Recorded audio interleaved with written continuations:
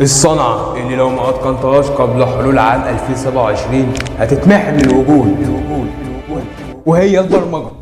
صنعة اليومين دول فلوسها كتير والشغل عليه كند مليان زي الرز. تشربوا ماتشا وبتركبوا اوبر مكيف. والمشكلة في الجيل بتاع ابوك وجدك اللي مش راضي يموت بانهم مش مقتنعين بيها شغلانة اصلا. مع حقهم، دول فاكرين سوق العمل ورا سوق الخضار بمحطتين في وسط تجمع عائلي جميل محننجي. الحاضرين فيه اخوالك بمراتاتهم وخالاتك بجوازهم، وتلاقي واحد منهم بيفعلك واحده انت شغال والله عواطلي، وتقريبا بيقول لك الكلمه دي وهو بيلحس طفل الشاي او بيرشق اول معلقه في طبق الرز بلبن. انت تقول له شغال انجينير بروجرامر، يهودك ويقول لك بسم الله ما شاء الله ما شاء الله. هو اصلا سمعها التنين بيذاكر جرامر. وجدك بعد ما كحله كحتين ملالكم الشقه بلغم يقول لك تعرف تجيب يعني ترددات الدش. سيبه، اوعى تقاوح معاه والنبي، دي الملاكه حواليه بتلعبه، هو اصلا مش واعي بالدنيا. سيبه على جنب. يا ايمان ده خليك كلاينت. السلام عليكم يا دكتوره. اتفضل يا باشمهندس اقعد.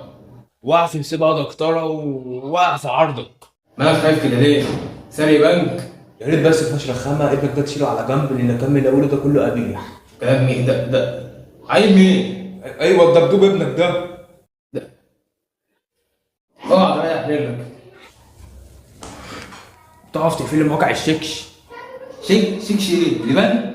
شكش شكش لبان صح؟ شكش. قول لي ايه مشكلتك؟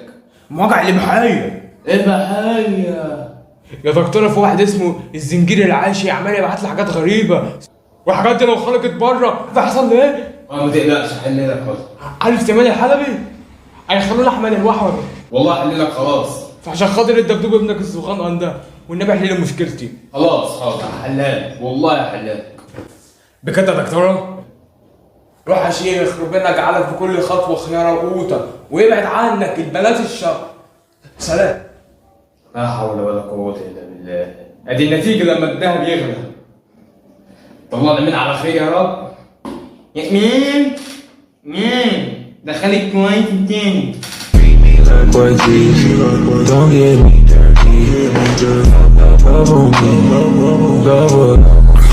هجيبها كل حاجة. عايز ايه؟ انا جيمر. ايه جيمر؟ ربنا يزود من استلاماتك. ليه يا عم؟ وانا بتويتش منك؟ يا مبضلة بدأناها. انجز. عايز ايه؟ عايزك تعمل لي شفره تخلي لي كل البنات اللي في اللعبه موجود. لا شعب. لا خلاص خليهم هم اللي بيجروا ورايا. ايوه كده بس بالبيكيني. الله نيجي يا ابني. يا ايمان ما تدخليش حد يا ايمان. ليه يا رب طلعتني مبرمج يا رب؟ ليه ما خلقتنيش دكتور نساء وولادة حتى؟ ليه 5 دقايق.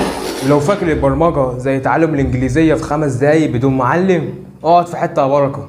لان المصريين عندهم عاده غريبه، اي سكيلز جديده يحولها لكورس. تعلم البرمجه في 5 دقايق وبعد اسبوع يروح يقدم على شغل. ريجكتد وحط ربنا ريجكتد وربنا ريجكتد واهلين لحد كده. حلوه قوي، هي دي البرمجه.